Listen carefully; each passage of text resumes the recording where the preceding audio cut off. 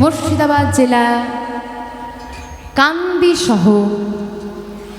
আর এই মুর্শিদাবাদ জেলার কান্দি শহরের জমিদার গঙ্গা গোবিন্দ সিংহ, তার ভাইয়ের নাম রাধা গোবিন্দ সিংহ।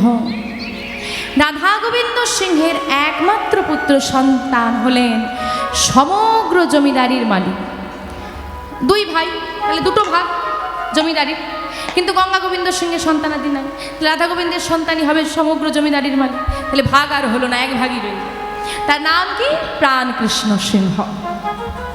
প্রাণকৃষ্ণ সিংহের একমাত্র পুত্র সন্তান, যার নাম কৃষ্ণচন্দ্র সিংহ।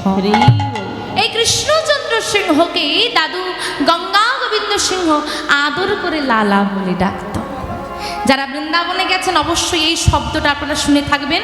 আমরা যখন এখানে ছোটো ছোটো বাচ্চারা জন্ম নিলে আমরা বাবু বলি, হ্যাঁ, বাবু খোকা বলি না, তো ওখানে ছোটো ছোটো বাচ্চাদেরকে লালা বলা হয়, আর মেয়ে হলে লালি বলা হয়। তো সেই লালা পরবর্তীকালে বৈষ্ণব জগতে তিনি লালাবাবু নামেই পরিচিতি লাভ করেন। ও মা, পরিবারের যদি একমাত্র পুত্র সন্তান হয় সে কীরকম হয়? হ্যাঁ, খুব আদরে। এই অতিরিক্ত আদরটাই হয়ে গেছে বর্তমানে সমস্যার কারণ। অতিরিক্ত আদরে হয়ে যাচ্ছে সব।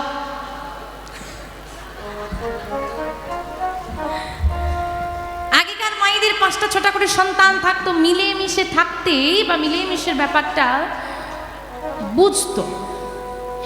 অভাব কি, অর্থের মূল্য কি, এগুলো বুঝতো ছেলেমেয়েরা। এখনকার একটা কিছু বলা চলবে না। এবার ভেবে দেখুন, লালাবাবু জমিদার পরিবারের একমাত্র পুত্র সন্তান, হ্যাঁ, ভীষণ আদরে। তার কথার উপর কেউ কথা বলে না, আদরেই লালাবাবুর বড় হওয়া। এখন লালাবাবুর বয়স 12 বছর। 12 বছরের লালা জমিদারি বাড়ির বারান্দায় আপন মনে খেলা করছেন। প্রভাতকাল হঠাৎ জমিদার বাড়ির দরজা থেকে একটা আরতির আওয়াজ ভেসে এলো। কে যেন চিৎকার করে বলছে, বাবু বাবু গো, কে আছো?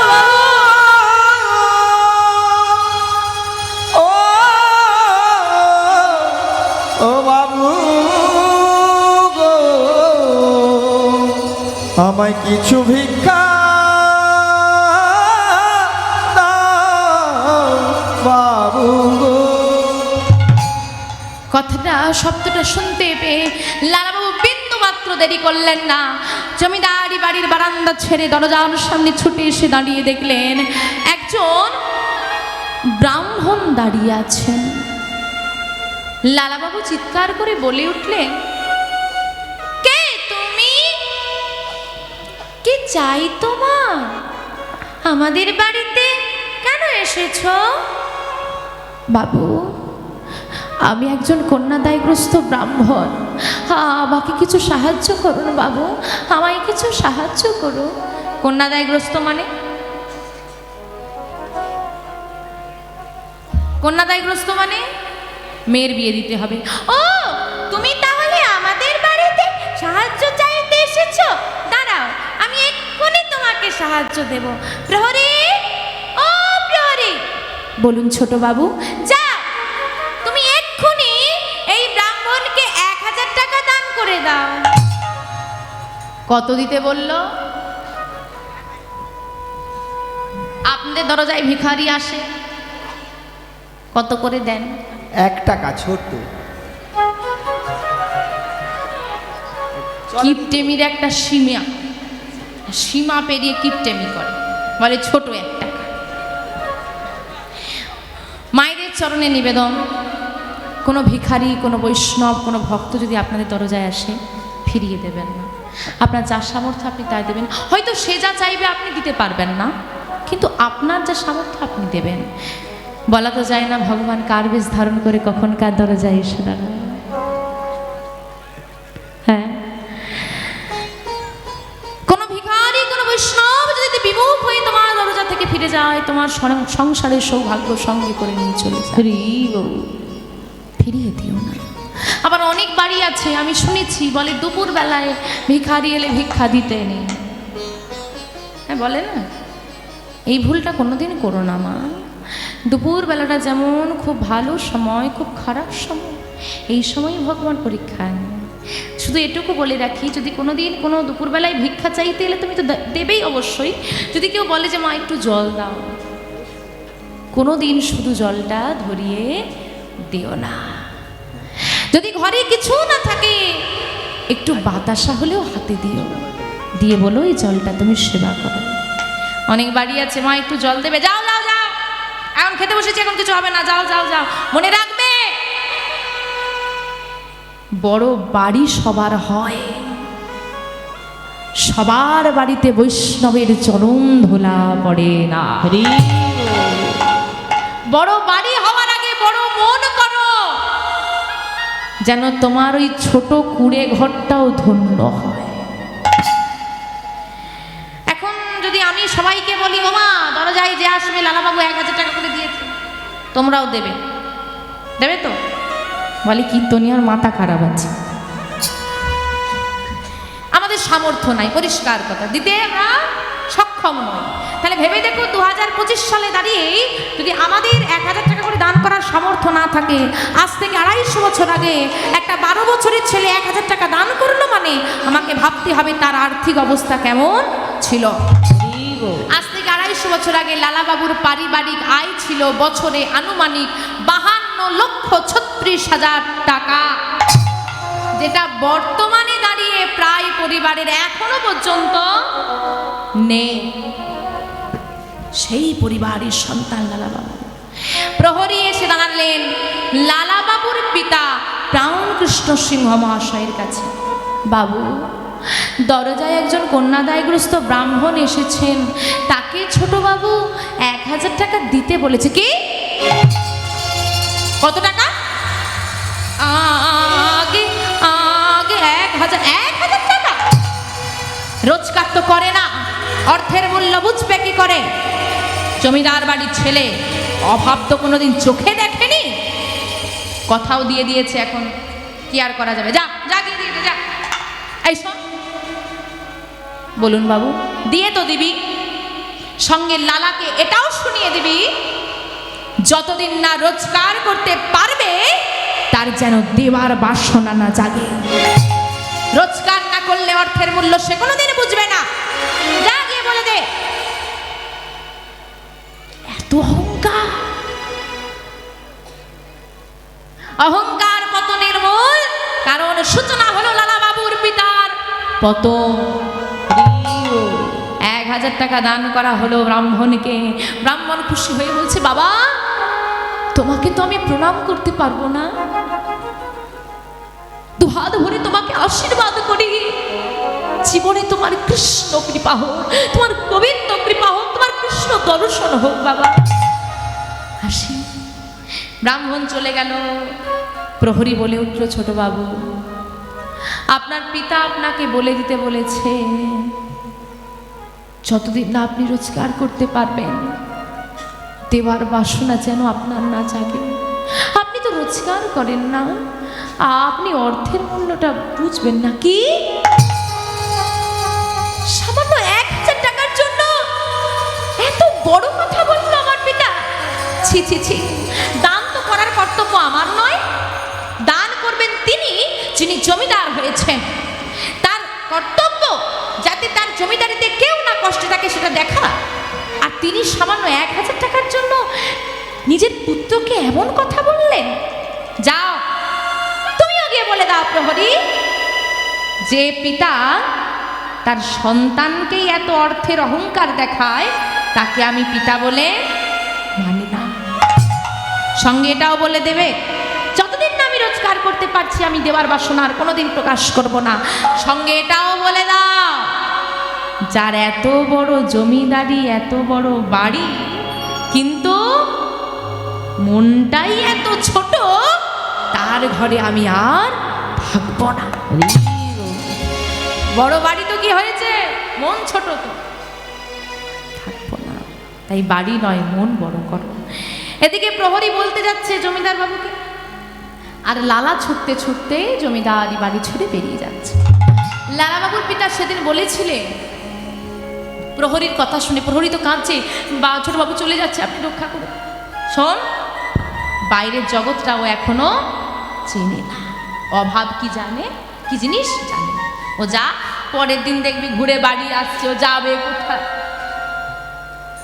একদিনের কথা বলেছিলেন লালা বাবুর পিতা, 1 বছর গড়িয়ে গেল, ছেলের আর কোনো খোঁজ পিতা পেল না।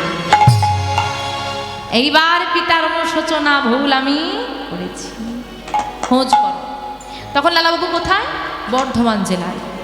বর্ধমান জেলার একটি সেরেস্তাদারে 20 টাকা বেতনে কাজ করতেন। ভাবো কোন বাড়ির ছেলে কি করে। যাই হোক, এদিকে প্রহরীরা খবর পাওয়ার পর বহুবার, একবার নয় বহুবার লালাবাবুকে ফিরিয়ে নেওয়ার জন্য এলেও লালাবাবুর এক কথা, অহংকারী পিতার ঘরে আমি ফিরব না। পরবর্তীকালে পুত্র শোকে, সব রোগের ওষুধ আছে, এই রোগটা কি রোগ? চিন্তা, ধীরে ধীরে মানুষকে শেষ করে দেবে। তাই হলো, পুত্র শোকে পিতা শয্যাশায়ী হলেন, গোবিন্দকে জানালেন, হে গোবিন্দ, অপরাধ করেছি, অর্থের জন্য অহংকার করেছিলাম পুত্রের কাছে, আজকে অর্থ রইল, পুত্র আর আমাকে শেষ মুখটাও আমার দেখতে চায়, এ আমি কি করে ফেললাম। হে গোবিন্দ, তুমি কৃপা করো, আমার সন্তানকে তুমি দেখো। প্রাণ ত্যাগ করলেন। প্রহরীদের কাকুতি মিনতি, চরণ ধরে নিবেদন, আপনি ফিরে চলুন, আপনার জমিদারি কে গ্রহণ করবে, কে দেখবে, আমাদেরকে আপনি রক্ষা করুন, আপনাকে আমরা ফিরে পেতে চাই, আপনার জমিদারি আপনি সাজান, যাকে খুশি তাকে দান করুন, আপনাকে কেউ বাধা দেবেন, আপনি ফিরে চলুন। ফিরে এলেন লালাবাবু, জমিদারি গ্রহণ করলেন, সকলের নয়নের মণি, এত ভালোবাসে সবাই। বিবাহযোগ্য হলেন লালাবাবু, লালাবাবুর বিবাহ হলো কাত্যায়নী নামে এক সুকন্যার সঙ্গে। লালাবাবুর আবার হয়েছে একটা পুত্র সন্তান, নাম রেখেছে নারায়ণ। তাহলে নারায়ণও জমিদারি পরিবারের একমাত্র পুত্র সন্তান, বড় আদরের। আজকে নারায়ণ একটু বড় হয়েছে, ছোটাছুটি করে খেলা করে, ঘটনাটা দেখুন কত সুন্দর। আজকে সকালবেলা ঘুম থেকে উঠে লালাবাবু দেখলেন নারায়ণ খুব ছোটাছুটি করছে। হঠাৎ করে তার মনে পড়ে গেল, এখানটা দিয়ে আমিও একদিন ছুটে যেতাম,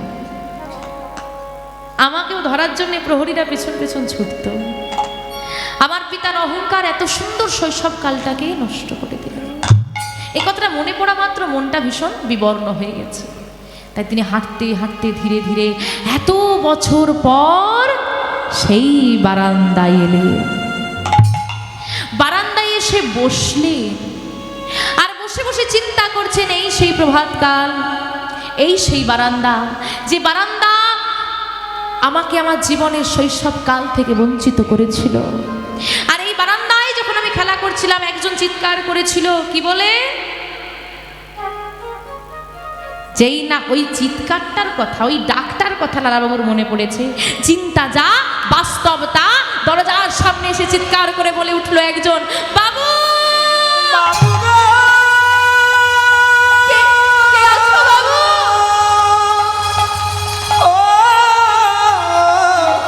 ও গো বাবু গো,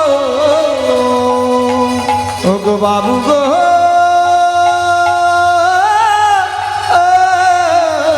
বাবু গো। মুহূর্তের মধ্যে সারা শরীরটা অবশ হয়ে গেল লালাবাবুর। এ কি? হ্যাঁ হ্যাঁ হ্যাঁ, আমি ভুল শুনিনি, এই সেই বারান্দা, এই সেই প্রভাতকাল, এই তো সেই চিৎকার। তাহলে কি আমার জীবনে সেই অভিশাপটা আবার ফিরে এলো? আবার কি আমাকে সব ছাড়তে হবে? ছুটতে ছুটতে তিনি এলেন দরজার সামনে। সামনে একজন বৈষ্ণবকে দেখে চিৎকার করে বলে উঠলেন, কে কে তুমি? কে তুমি? আমার দরজায় কেন এসেছো তুমি? আমায় জিজ্ঞেস করছেন বাবু? হ্যাঁ হ্যাঁ হ্যাঁ, কে তুমি? আমি। আমাদের তো নতুন করে আর কোনো পরিচয় হয় না বাবু, আমাদের তো একটাই পরিচয়, বাবু গো।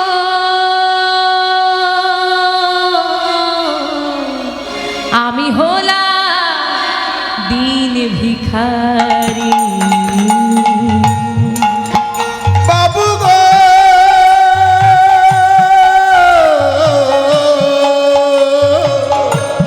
আমি হলাম দিন ভিখারি। বাবু গো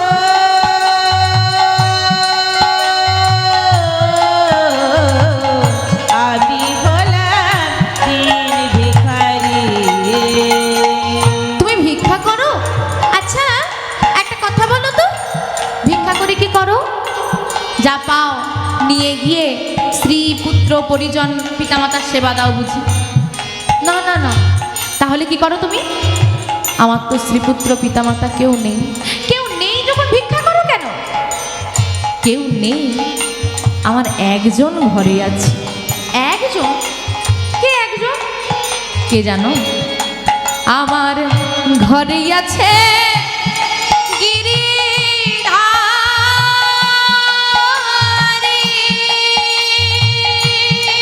গিরিধারী হরি হরি ও গো গিরিধারী। আমার ঘরেই আছে গিরিধারী।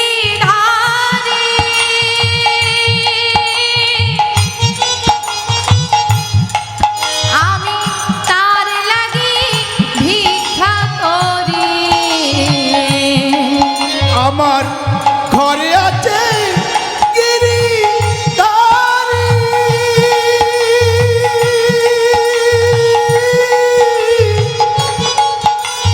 আমি তার লাগি ভিক্ষা করি।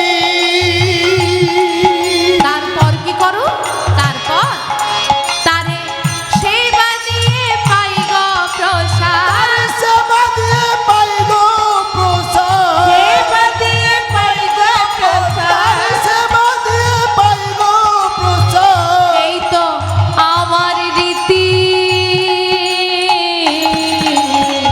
আমি হলাম আমি হলাম আমি হলাম দিন ভিখারি।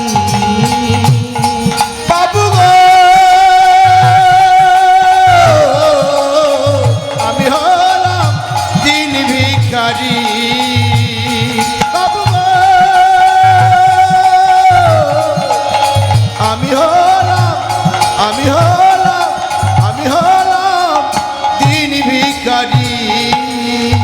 তুমি তুমি তুমি গিরিধারীর জন্য ভিক্ষা করো? দাঁড়াও দাঁড়াও, এখানে দাঁড়াও, আমি এক্ষুনি আসছি। এখানেই দাঁড়াও তুমি। লালাবাবু গৃহের মধ্যে প্রবেশ করে একটা বড় পোটলা বেঁধে নিয়ে এলেন ভিখারির সামনে। এই না, এই না, ধরো ধরো। এতে কি আছে বাবু? এতে এতে অনেক সোনা দানা মণিমোহর, হ্যাঁ, অনেক অনেক সম্পদ, অনেক অর্থ আছে। নাও নাও। বাবু, আপনার দরজায় আমি এসেছি এক মুষ্টি ভিক্ষা চাইতে। সোনা দানা ধন ঐশ্বর্য আমি চাইনি। তুমি ভারী বোকা। কেন বাবু? তুমি জানো এই অর্থ নিলে তোমার কি হবে? কি হবে আমার? আরে তুমি আমার মতো জমিদার হয়ে যাবে, আমার মতো ধনী হয়ে যাবে। তুমি আমার মতো জমিদারি বাড়ি হবে তোমার। দাঁড়িয়ে দাঁড়িয়ে আর ভিক্ষা করতে হবে না তোমাকে। তুমি অনেক ভালো করে গিরিধারীর সেবা দিতে পারবে, আর কোনো কষ্ট থাকবে না। না না, ধরো বলছি। কিন্তু বাবু, তোমার কোনো কিন্তু কিন্তু আমি শুনবো না। এই না, ধরো। জোর করে অর্থের বোঝাটা লালাবাবু ভিখারির মাথায় তুলে দিলেন। ভিখারি আর কিছু বলতে পারছে না, সব শব্দই যেন কণ্ঠের কাছে আটকে গেল। প্রণাম করলেন লালাবাবুকে। প্রণাম করে ভিখারি চলে গেল। লালাবাবু দরজায় স্থির হয়ে দাঁড়িয়ে রইলেন আর দর্শন করছেন ভিখারি চলে যাচ্ছে। মনে আনন্দ, প্রাণ ভরে দান করেছে। কিন্তু ভিখারি কি করল? কিছুটা দূর এসে এদিক ওদিক তাকিয়ে দেখলো কেউ কোথাও আছে কিনা। এদিক ওদিকে যখন কাউকে দেখতে পেল না, মাথার মধ্যে থেকে ওই অর্থের বোঝাটা নামিয়ে কি যেন চিন্তা করলো, আর চিন্তা করে পাশের জলাশয়ে সজোরে নিক্ষেপ করে দিয়েছে। আর এই দৃশ্য দর্শন করেছে কে? কে দাঁড়িয়ে আছে পেছনে? লালা বাবু। দেখা মাত্র নিজেকে স্থির রাখতে না পেরে চিৎকার করে বলে উঠলেন, ভিখারি! ওরে ভিখারি, এত বড় স্পর্ধা তোমার! ভিখারি, তুই এ কি করিলি রে?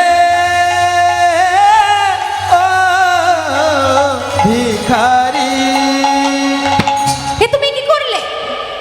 তুমি জানো যে অর্থের বোঝাটা তুমি জলাশয়ে নিক্ষেপ করে দিলে, তার মধ্যে কত অর্থ ছিল, কত সম্পদ ছিল। ওই অর্থ উপার্জন করতে কত কষ্ট করতে হয়, কত পরিশ্রম করতে হয়, তার বিন্দু মাত্র ধারণা তোমার আছে? আমি ফেলিনি বাবু, ফেলিনি মানে আমি সচক্ষে দর্শন করলাম তুমি জলাশয়ে ফেলে দিলে, আর এখন আমাকে দেখে বলছো আমি ফেলিনি? বাবু, আপনার অনেক প্রশ্ন, আমার কিন্তু একটাই প্রশ্ন আছে। আপনি যদি আমার ওই একটা প্রশ্নের উত্তর দেন, আমি আপনার সব প্রশ্নের উত্তর দেব। কি প্রশ্ন তোমার? আপনি বলুন তো বাবু, ইহ জগতে ধনী হতে কেনা চায়? ধনী হতে চায়? বড় বাড়ি দেখে কি মনে হয় এমন একখানা যদি আমার,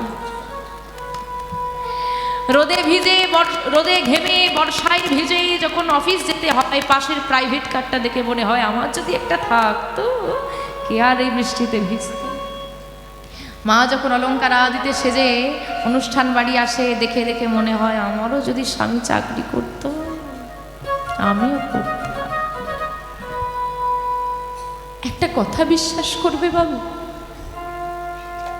সারা জীবন ভিক্ষা করেছে, সারা জীবন। কেউ দিয়েছে, কেউ তাড়িয়ে দিয়েছে, কেউ অপমান করেছে। সারাদিন ঘুরে হয়তো কিছুই পাইনি, গোবিন্দকে শুধু নয়নের জলটুকু দিয়ে বলেছি, আজ তুমি আমার উপবাস, আজ তোমারও উপবাস।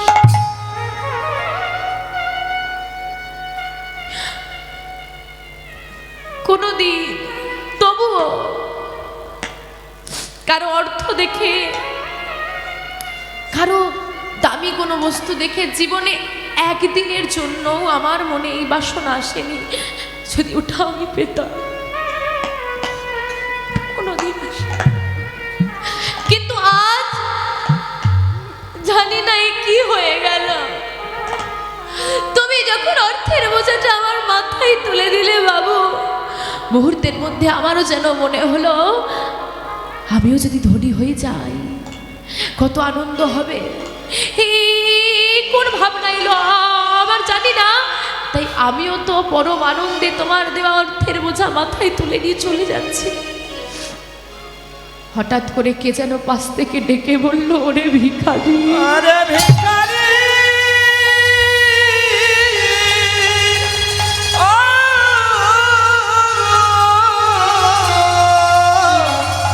ওরে ভিখারি,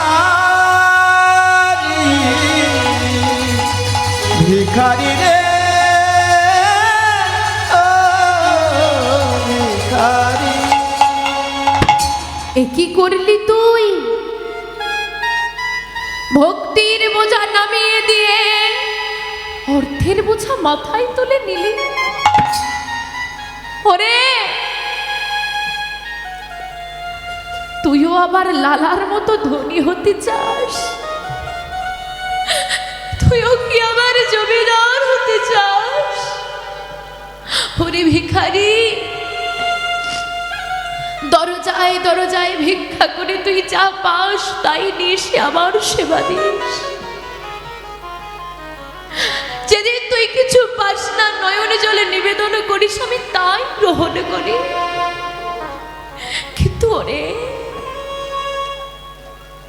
আমি তো কোনোদিন তোর কাছে বলিনি আমাকে রাজভোগ দে, আমি তো কোনোদিন বলিনি আমাকে দামি মন্দির করে দে, দামি পোশাক দে। তোর ছোট্ট কুড়ে ঘরে যদি আমি ভালো থাকতে পারি, তুই কেন পারবি না ভিখারি? ওরে জানিস না, যার ঘরে অর্থ থাকে তার ঘরে অহংকার থাকে, আর যার ঘরে অহংকার থাকে আমি তার ঘরে থাকি না। হতে পারে বাড়িটা বড়, হতে পারে মন্দিরটা বড়, কিন্তু ভক্তি শূন্য মন্দিরে ভগবান থাকেন না। বাবু, আমি তো কোনোদিন ভগবানকে বলিনি আমাকে ধনী করো, আমি তো গোবিন্দকে জানাই আমাকে কাঙাল করো। যদি ধনী হয়ে যায়,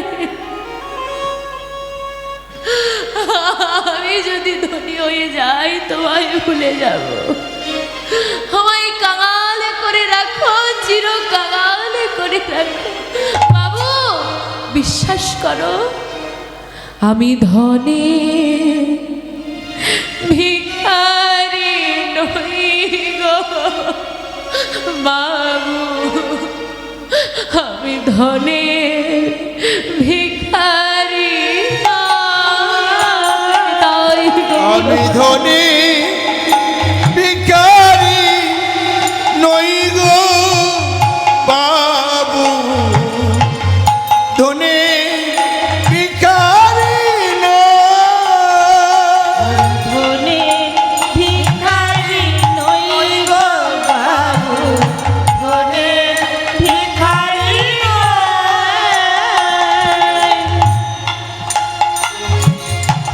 কৃষ্ণ নামে ভিখারি আমি, আমি কৃষ্ণ নামে ভিখারি আমি। দয়ালে কৃষ্ণ নামে ভিখারি আমি। দয়াল কৃষ্ণ নামে ভিখারি আমি। এই তো শুধু চাই আমি ধনী ভিখারি নই গো বাবু, ধনে ভিখারি ভিখারি নই।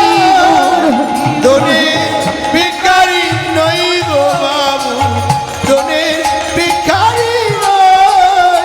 ধনে ভিখারি নই গো বাবু, ধনির ভিখারি নই। ওমা, গোবিন্দকে যদি কিছু জানাতে হয় শুধু এইটুকু জানিও, আমাকে ধনী করো না, কোনোদিন ধন ঐশ্বর্য চেও না।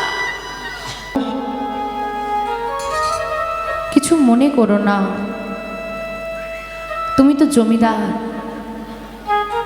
তোমার স্ত্রী পুত্র পরিজন অনেকে আছে, দাস দাসী আছে। আমি ভিখারি, তাই আমার কেউ নেই। আচ্ছা, ধনী হলে যদি আমি অহংকারী হয়ে যাই, আর আমি অহংকারী হয়ে গেলে আমার একমাত্র সম্বল গিরিধারী যদি আমার ঘর ছেড়ে চলে যায়, বাবু সারাটা জীবন তো ভিক্ষা করে এলাম, আর জীবনের কটা দিন বলো? এই কটা দিনও আমি ভিক্ষা করে ঠিক ভালো থেকে যাব, কিন্তু গিরিধারীকে ছাড়া আমি একদিনও থাকতে পারবো না। তাই গিরিধারীকে হারিয়ে ফেলার ভয়ে আমি তোমার সম্পদ ফেলে দিয়েছি।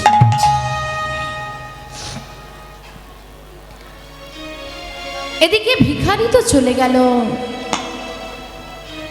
দাঁড়িয়ে রইলেন লালাবাবু। জলাশয়ের দিকে তাকিয়ে চিন্তা করতে লাগলেন, সারাদিন সর্বক্ষণ কিভাবে এই সম্পদ উপার্জন করা যায় তার চিন্তায় মগ্ন থাকি আমি। কিন্তু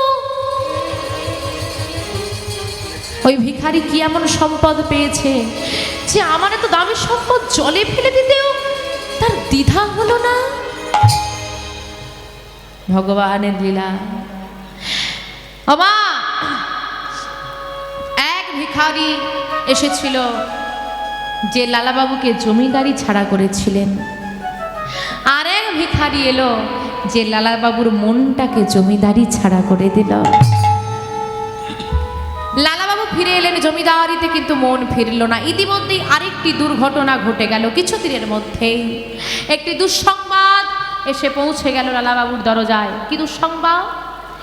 লালাবাবুর একটি বাল্যবয়স্কার বন্ধু, যার নাম জগৎ শেঠ, যে জগৎ শেঠকে লালাবাবু নিজের প্রাণের থেকেও বেশি ভালোবাসতেন, সেই জগৎ শেঠ সামান্য একটা জমির জন্য লালাবাবুর নামে হাইকোর্টে মামলা করে দিয়েছে। মামলার চিঠি পৌঁছে গেল লালাবাবুর দরজায়। একই ছি ছি ছি ছি ছি, যাকে আমি প্রাণের থেকেও বেশি ভালোবাসি, যার জন্য আমি প্রাণ দিতে প্রস্তুত, সে কিনা আমার নামে সামান্য জমির জন্য হাইকোর্টে করলো মামলা। ছি ছি ছি ছি ছি। যে বন্ধুর একসঙ্গে খাওয়া, একসঙ্গে ঘুমানো, একসঙ্গে লেখাপড়া শেখা, একসঙ্গে থাকা, সব কিছু, একে অপরের প্রাণ, তারাই এখন দুজন দুজনার শত্রু। কারণ কি কারণে? বিষয় বিষ। যে বিষয় বিষ কোনো সম্পর্কের মধ্যেখানে একবার যদি ঢুকে যায়, সে সম্পর্ক আর ভালো থাকবে না। যেমন এক কলসি জল, অনেকটা জল, তো এক কলসি জল মানে এক ফোঁটা যদি কেরোসিন তেল দিয়ে দেওয়া যায়, ওই এক কলসি জল নষ্ট হয়ে যাবে, হোক যতই জল হোক। তেমন অনেক ভালোবাসা, এক ফোঁটা বিষয় বিষ সমগ্র বিষাক্ত করে নেবে। শত্রুতার সম্পর্ক, মন হয়ে গেল মন মরা, মন খারাপ হয়ে গেছে, আর কিচ্ছু ভালো লাগছে না। কি বিষয় সম্পদ নিয়ে পড়ে থাকি সারাদিন, এই বিষয়ের জন্য আজকে আমাকে হাইকোর্টে যেতে হচ্ছে। এই বিষয় কি আছে এর মধ্যে? এই বিষয় তো অবলীলায় জলের মধ্যে ফেলে দিয়ে চলে গেল ভিখারি। কেন পড়ে থাকি এই বিষয় নিয়ে? স্বামী, এমন পাগলামি করো না। মামলা যখন হয়েছে, যেতে তোমাকে হবেই। আজ তোমার মামলার তারিখ ভুলে যেও না। হ্যাঁ, যেতে তো হবেই। লালাবাবু মন মরা হয়ে প্রস্তুত হয়ে চলে গেলেন মামলায়। সন্ধ্যা হলো, মন মরা হয়ে মেজাজটা তার একদম ভালো নেই। মামলায় গেলে কার ভালো লাগে? কোর্ট কাচারি। মেজাজ ভালো নেই, মন ভালো নেই, সারাদিনের পরিশ্রম, শরীরটাও বইছে না। তিনি ফিরছেন ঘরের দিকে, আর লালাবাবুর ঘরে একটা 7 বছরের মেয়ে, যার নাম সুমতি। দাসী গো, কাজের মেয়ে, নাম কি? সুমতি। সুমানে ভালো, ভালো জিনিস সে মতি। আর এই জগতের ভালো কোন দিকটা? একমাত্র গোবিন্দের চরণ। সেই মেয়ের গোবিন্দের চরণের প্রতি খুব মতি। তার নাম যেমন সুমতি, তার মতিটাও সুয়ের দিকে, সুমতি। তো সুমতির সন্ধ্যাবেলার একটা নির্দিষ্ট কাজ আছে। যেমন কেউ রান্না করে, সে রান্নাটা করে দেবে বা সময় মতো, কেউ বাসন মাজে, বাসনটা সময় মতো মাজতে হবে। সুমতির সময় মতো কাজ হচ্ছে সন্ধ্যেবেলার কাজ, বাবুর বিছানাটা পরিষ্কার করে দেওয়া, বাবুর ঘরটা পরিষ্কার করে দেওয়া। লালাবাবু যে পালঙ্কে শয়ন করতেন সেটা হচ্ছে সোনা। সেই সোনার পালঙ্কের ওপর নরম বিছানাটা সুমতি প্রতিদিন করে দেয়। আজকেও সে সন্ধ্যার বেলা মায়েদের কাজ, সিরিয়াল দেখা সন্ধ্যাবেলা তো না, এখানকার মায়েরা ভালো সিরিয়াল দেখে না, তাই তো? দেখে 4টে থেকে রাত 10টা।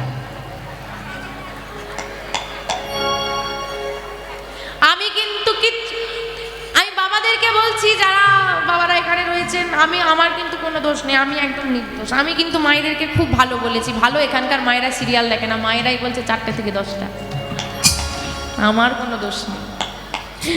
তো সন্ধ্যার বেলায় আজকে আমরা হরিবাসরে, সুমতি সুন্দর করে তার কাজ করছে। আসুন, হরিবাসরে যখন বসে আছি, বৃন্দাদেবীর আরাধনা একটুখানি সময়, সবাই মায়েরা একটু ঘুমটা দিয়ে দেবেন। সুমতি গাইছে, তো আমরাও সেই বৃন্দাদেবীকে একটু স্মরণ করে নেব। নম নম তুলসী বৃন্দাবনবাসী, রাধা কৃষ্ণের চরণে পাব এই অভিলাষী। নম নম তুলসী বৃন্দাবনবাসী, রাধা কৃষ্ণের চরণ পাবো এই অভিলাষী। নম নম তুলসী বৃন্দাবনবাসী, রাধা কৃষ্ণের সেবা পাবো এই অভিলাষী। নম নম তুলসী বৃন্দাবনবাসী, রাধা কৃষ্ণের চরণ পাবো এই অভিলাষী।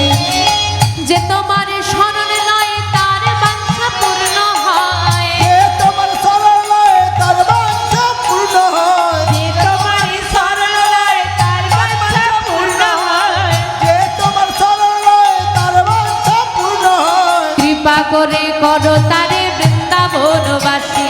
নম নম তুলসী কৃষ্ণ প্রেয়সী, রাধা কৃষ্ণের চরণ পাবো এই অভিলাষী। উলুধ্বনি উলুধ্বনি, নিতাই গৌর হরি হরি বল। রাধা কৃষ্ণের সেবা পাবো এই অভিলাষী। নম নম তুলসী কৃষ্ণ প্রেয়সী, রাধা কৃষ্ণের সেবা পাবো এই অভিলাষী।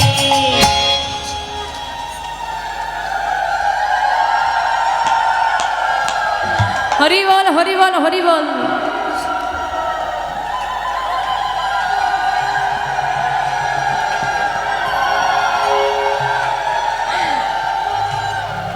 এই ভালো করে এদিক ওদিক তাকিয়ে দেখো কেউ কোথাও আছে কিনা, আমি একটা কথা বলবো। কেউ নেই তো? এতজন বসে আছে বলে না না কেউ নেই। সুমতি হঠাৎ ওই কাজ করতে করতে একটা কথা বলবো। দেখো প্রতিদিন এই সোনার পালঙ্কের ওপর নরম বিছানাটা আমি করে দিই, কিন্তু কোনোদিন আমার কি একটু ইচ্ছে করে না? বাবু তো আজকে বাড়িতেই নেই, কোথায় গেছে? মামলায় গেছে, হাইকোর্টে গিয়েছে। সন্ধ্যার বেলা প্রহরীদেরকেও দেপাশে দেখা যাচ্ছে না। একটুখানি শয়ন করলে কি এমন হয়ে যাবে কেউ বুঝতে পারবে না। ছোট্ট মেয়ে তো বাবা, আর ওই নরম বিছানার উপর শয়ন করে ফেলেছি। আচ্ছা মা, সারাদিন পরিশ্রম করার পর সন্ধ্যাবেলা যদি একটু নরম বিছানা, নরম বালিশ শ্বাসে তো কি আসবে? আলিশ তো আসবে। কি হবে তোমাদেরও ঘুম? সুমতি তো ঘুমিয়ে পড়েছে, তোমাদের ব্যাপারটা তো বলতে পারবো না। যদিও মাঝে মানে একটু দুপুরবেলা থেকে তো এসেছে সবাই, সেবা টেবা করার পর একটু ঘুম আসে। এবার মাঝে মাঝে এবার ঘন ঘন হরিধ্বনি দিতে হচ্ছে। হরিধ্বনি দিতে হলে হাত তুলতে হচ্ছে। যার ঘুম পাচ্ছে সে তো বুঝে গেছে, হ্যাঁ। তো যার ঘুম ধরছে হাতটা তুলছে আর মনে মনে বলছে হরি দিল ঘুমটাকে ভাঙি, একটু ঘুমোতেও দেবে না। হরি বল মনে মনে আমাকে গালি দিচ্ছে। তা দিক, আমাদের কাজটাই এমন। এখন তবু তাড়াতাড়ি বাবারা দিয়েছে, তবু জেগে থাকা। মানে রাতে হয়, ঘন ঘন হরিধ্বনি দিতে হয়। ও মা ঘুমোচ্ছ, সে তো আরো বেশি গালি দেয়। কাজটাই এরকম, কি করবো বল। হরি বল। মা সুমতি তো ঘুমিয়ে পড়েছে, আর ভগবানের কৃপা দেখুন সেই সময় লালাবাবু এসেছে। লালাবাবুর মন ভালো নেই, মেজাজ ভালো নেই, শরীর ভালো নেই, চিন্তা করছে একটু বিশ্রাম নিয়ে। আর বিশ্রাম নেওয়ার জন্য নিজ কক্ষে প্রবেশ করে দেখছে দাসী মালিকের বিছানায় ঘুমিয়ে আছে, শয়ন করেছে। আর নিজেকে কি স্থির রাখা যায়? এই সুমতি, তোর এত বড় স্পর্ধা, তুই দাসী হয়ে মালিকের বিছানায় ঘুমোস? প্রহরী, এই প্রহরী, কোথায় তোরা? দেখতে পাচ্ছিস না? ধরে নিয়ে যায় কে? ধরে নিয়ে গিয়ে 30 ঘাবেত্রাঘাত কর, বুঝিয়ে দে মালিকের বিছানায় ঘুমোলে তার কি শাস্তি হতে পারে। যা, ধরে নিয়ে যা।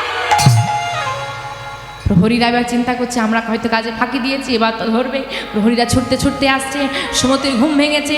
সুমতি আর ভয়ে ওই সোনার পালঙ্ক থেকে নিচে নামতে পারছে না। ওই পালঙ্কের উপর দাঁড়িয়ে ভয় করছে। কি শাস্তি ঘোষণা হয়েছে? 30 ঘা বেতের আঘাত। আপনারা ভেবে বলুন তো, ওই 7 বছরের মেয়েটাকে 30 ঘা বেত্রাঘাত করলে মেয়েটা আর বাঁচবে?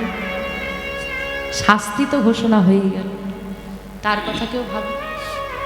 মেয়েটা দাঁড়িয়ে দাঁড়িয়ে কাঁদছে, একবার হাসছে আর একবার কাঁদছে। এত বড় স্পর্ধা তোর!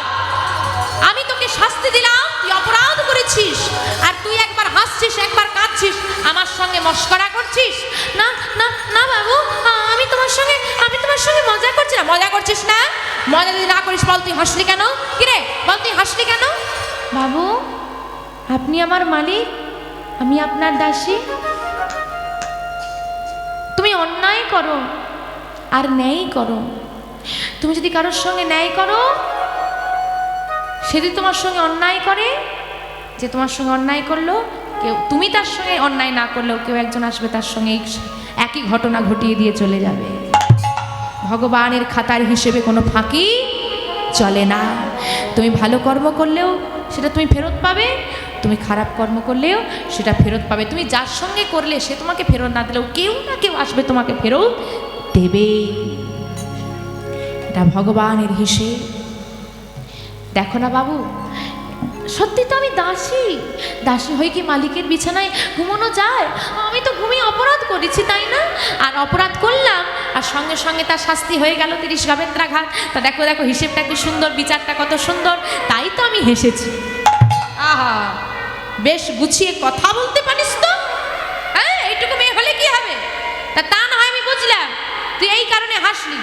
তাহলে তুই বলতো তুই কাঁদলি কেন? কিরে বল তুই কাঁদলি কেন? ওটা আমি বলতে পারবো না, মানে বলতে তোকে আজকে হবে।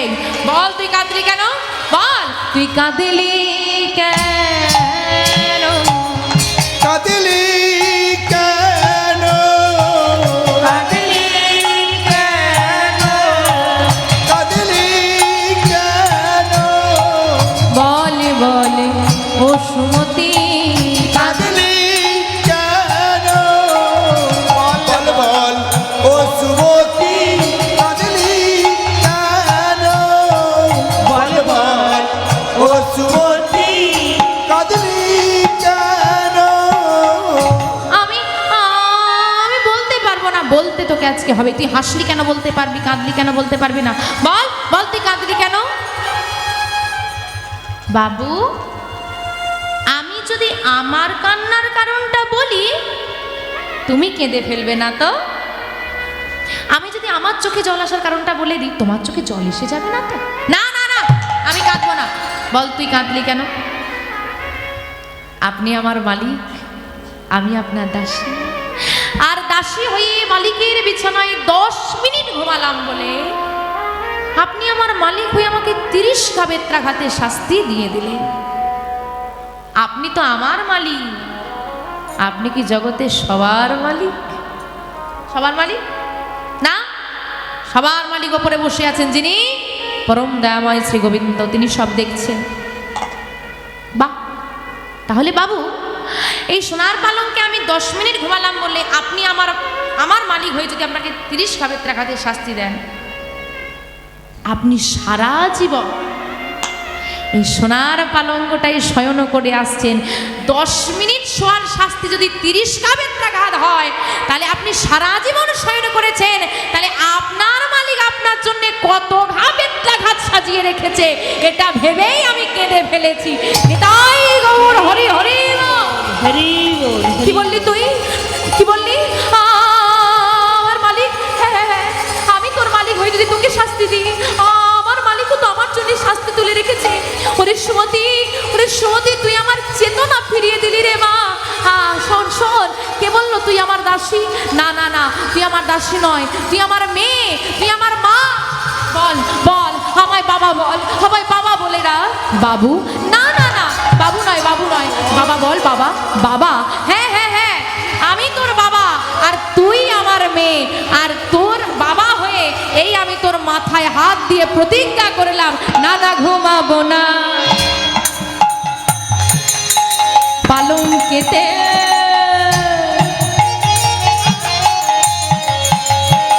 আমি এই করিলাম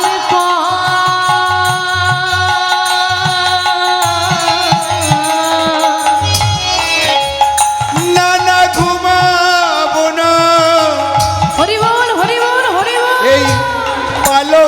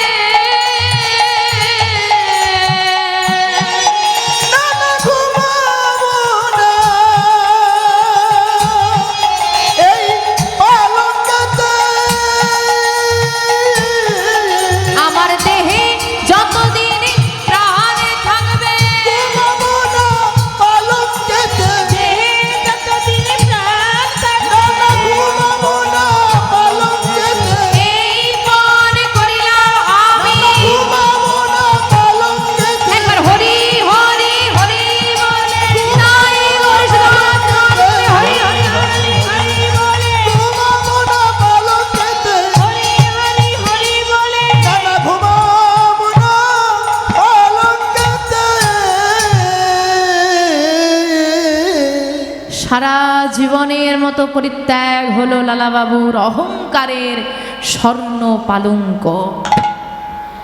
মাটিতে শয়ন করেন, আরো উদাস। জমিদারি বাড়ির কোনো কাজই তিনি আর করেন না, জমিদারির কোনো হিসেবপত্রই তিনি আর করেন না। এদিকে একদিন লালাবাবুর স্ত্রী জোর করে, দেখো সমস্যা সবার জীবনে আসবেই, তাই তো? কারণ তোমার জীবনে খুব ভালো সময় যাচ্ছে, এখন ধরুন খুব ভালো সময় যাচ্ছে, প্রচুর অর্থ উপার্জন হচ্ছে, বাড়িতে কোনো সমস্যা নেই, ভালোই আছেন। এই সময়টাকে নিয়ে অহংকার করবেন না, কারণ দিনের পর রাত আসবে। আর খুব খারাপ সময় চলছে, খুব দুঃখ কষ্টের মধ্যে দিয়ে যাচ্ছেন, খুব অভাব, হার মানবেন না, কারণ প্রভাত একদিন হবে। আরে বাবা, আমরা তো যৎকিঞ্চিত হলেও বর্তমানে যেভাবে সিরিয়াল দেখছেন, সেখানেও ভগবানের লীলা এখন দিচ্ছে দেখছি, তো কমসে কম এটুকু তো মাথায় ঢুকিয়ে রাখুন, ভগবান হয়ে যদি রামচন্দ্র বনবাসে যায়, ভগবান শ্রীকৃষ্ণ যদি তার বৃন্দাবন ব্রজবাসীদের, যাদেরকে প্রাণের থেকেও বেশি ভালোবাসত, তাদেরকে ছেড়ে দিয়ে দ্বারকায় এসে বসতে হয়। গৌর হরি যখন নীলাচল ধাম গেল, পুরী ধামে প্রবেশ করছে, যার মন্দির তিনি প্রবেশ করছেন, মেরে তাড়িয়ে দিল। তুমি আমি তো সাধারণ মানুষ মা, ভগবান দুনিয়ায় এসে কত কষ্ট, কত লড়াই, কত দুঃখ সহ্য করে গেছেন, তো আমরা তো তুচ্ছ জীব, সহ্য তো করতেই হবে। তাই জীবনে তো ওঠা বসা আছেই স্বামী, এসব নিয়ে ভেবো না। আমি মানছি তোমার মন খারাপ, তবে আমার কথা শোনো, তুমি কাচারি ঘরে যাও, কাজে মন দাও, দেখবে আস্তে আস্তে সব ঠিক হয়ে যাবে। আজকে পালকিতে নয়, জমিদার বাবু হাঁটতে হাঁটতে প্রহরীদের সঙ্গে কাচারি ঘরে এসে হিসেব নিয়ে বসলেন, কিন্তু হিসেব তার আর করা হলো না।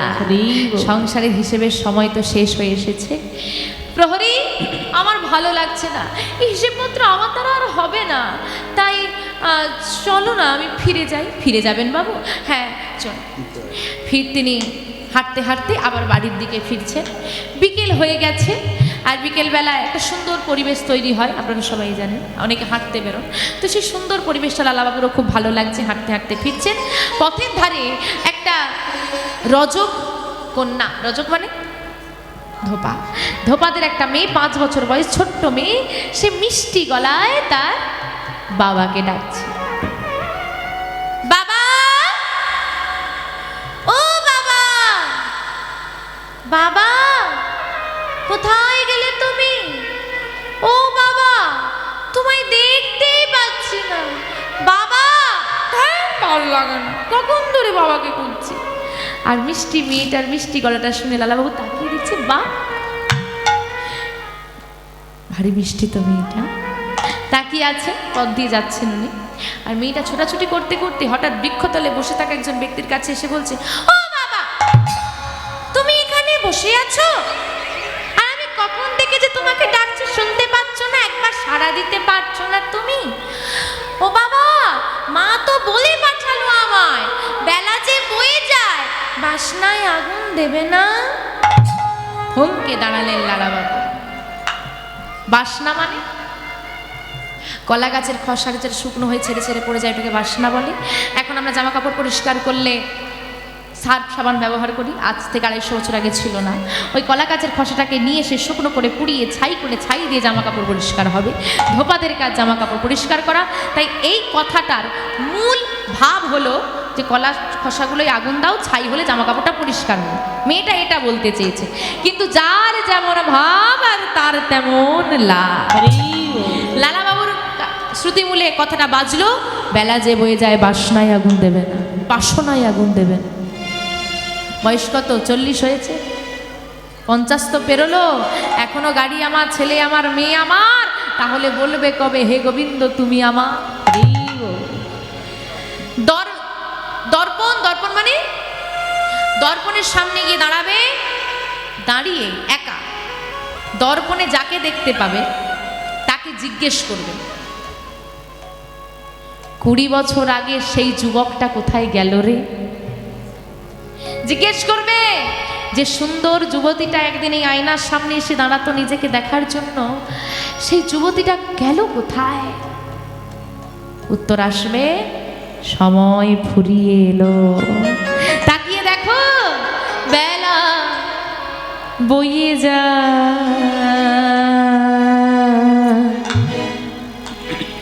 বাবা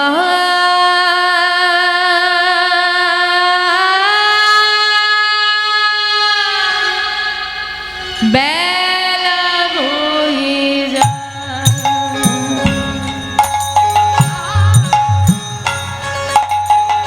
বেলা বয়ে যায়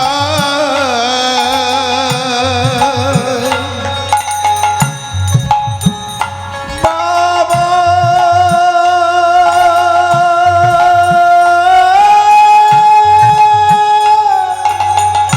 বেলা বয়ে যায় বেলা বয়ে যায় বাবা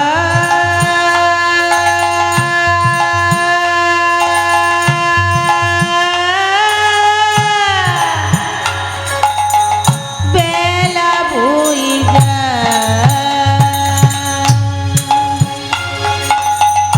চেয়ে দেখো গগন পানে গো,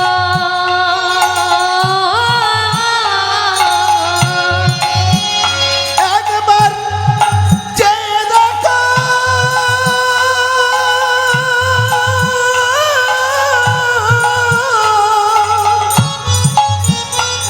ওই গগন পানে গো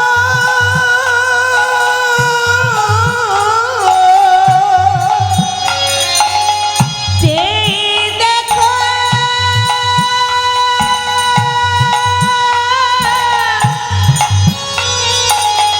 গগন পানে গো,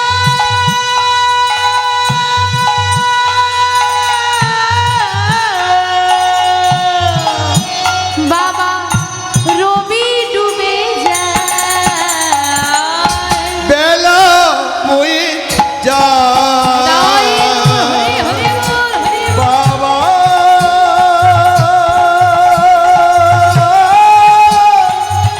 বেলা বয়ে যায়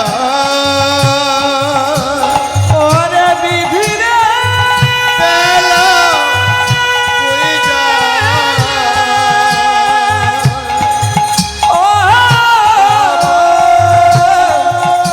ও বিধি রে বেলা বয়ে যায় ওরে বিধি রে বেলা বয়ে যায় বেলা বয়ে যায় চেয়ে দেখো গগন পানে রবি ডুবে যায়। রবি মানে কি গো? সূর্য। কোন সূর্য? আমাদের জীবনের আয়ু নামক সূর্যটা ধীরে ধীরে ডুবছে। কি ভাবছো? আরে দাঁড়া, এখনো মাথার চুলগুলোই এখনো পা ধরেনি, এখন কি তুলসীর মালা পরবো? দাঁড়া, এই বয়সে কি হরি হরি? দাঁড়া, হ্যাঁ এই বয়সে কি হরি হরি বলবো? দেরি আছে, দাঁড়া না। একটু বুড়ো না হলে কি আর হরি হরি মানা? ঠিক আছে, তুমি বৃদ্ধ হলে হরিনাম করবে মেনে নিলাম, তুমি যে বৃদ্ধ হবে গ্যারেন্টিটা কে দিয়ে রেখেছে? হ্যাঁ, মানুষ সস্তায় জিনিস খোঁজে না এখন। চায়নার জিনিস আমরা বেশি ব্যবহার করি, কম দামে পাওয়া যায়, কিন্তু কোনো গ্যারেন্টি? আমাদেরও একই অবস্থা, কোনো গ্যারেন্টি নেই। যখন তখন কোনো সময়ের হিসেব নেই। আর যাই হোক, হরিবাসরে যখন এসেই পড়েছো, সবার মুখ থেকে হয়তো শুনছো যে জীবনে একবার, সারাদিনে অন্তত একবার গোবিন্দের নাম করতে হয়। আচ্ছা ঠিক আছে বাবু, কাল থেকে করব, কথা দিলাম। কাল থেকে করবে তো? আরে কালকে তো বিয়ে বাড়ি আছে, কালকের দিনটা চলে যায়, কাল থেকে করবে। আরে মনেই নেই, আজকে তো বউ ভাত, আজকের দিনটা ছেড়ে দাও, কাল থেকে করবো। আরে আজকে শীতকালটা চলে যাচ্ছে, একটা ফিস্ট না করলে হয় বল? আজকে ফিস্ট করে কাল থেকে করবো। আরে আজকে তো মার্কেটে যাওয়ার কথা, যা কালকে করবো। কাল কাল করতে করতে মৃত্যু এসে গেছে, মৃত্যু হয়ে গেছে, এবার বিচার হচ্ছে। কি গো সারা জীবনে হরিনাম করনি? আরে দাঁড়াও তো বাপু, বলেছিলাম তো কাল থেকে করবো, আজকে মরে গেলে কালকে করবো কি করে? হরি বল হরি বল হরি বল। আমাদের কাল কাল কাল কাল জীবনের সারা কাল কেটে গেল, তবু কাল আর আজ হলো না। এই কালটাকে আজ করতে হবে। এখন আছি, এখন নাম করে নাও। আজকে সবাই মিলে হরিবাসরে বসে নাম করছি, কালকে কে কোথায় থাকবো আদেও থাকবো কি না কোনো হিসেব নেই। ঘুমিয়ে পড়ো, ঘুম ভাঙলে সকাল, না ভাঙলে পরকাল। লালাবাবু কথাটা শুনলেন যে সত্যিই তো বেলা বয়ে যাচ্ছে, বিষয় বাসনায় আগুন আমাকেও দিতে হবে। ফিরে এলেন গৃহ মাঝে।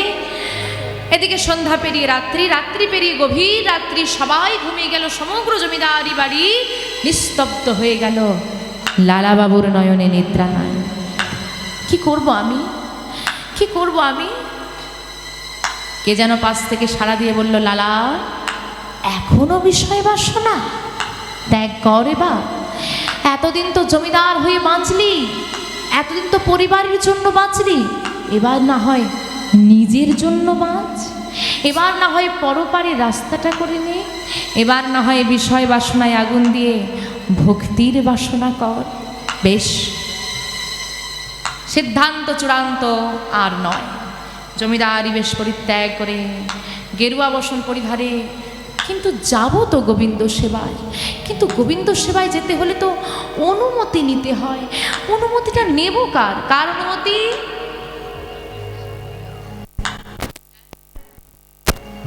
কিন্তু লালাবাবুর জমিদারিতে তো কেউ ভক্তিমতী নেই মা, একজনই আছে। কে? সুমতি। মধ্যরাত। সুমতি, সুমতি, সুমতি কে? চুপ।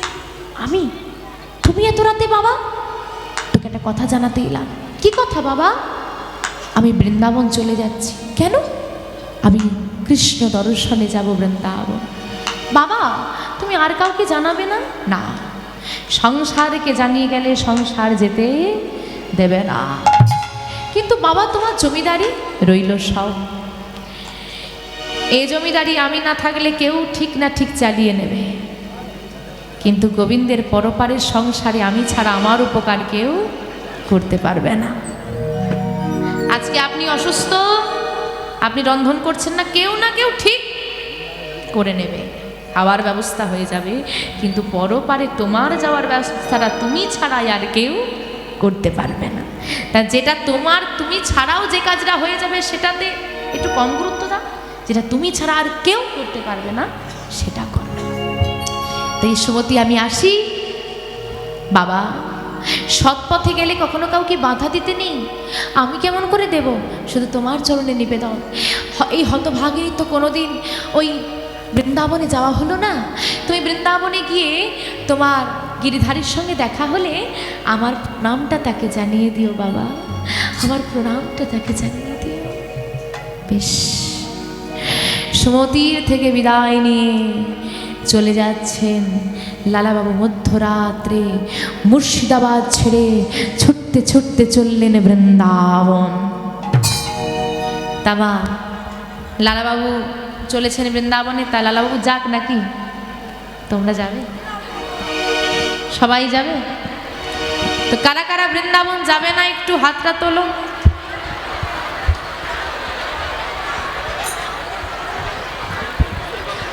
কান ভালো আছে?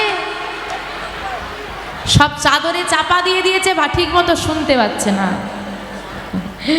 না না না, মায়েরা এমন নামে মেতেছে যে হাত তুলতে বললেই তুলে দিচ্ছে। দেখো বাপু।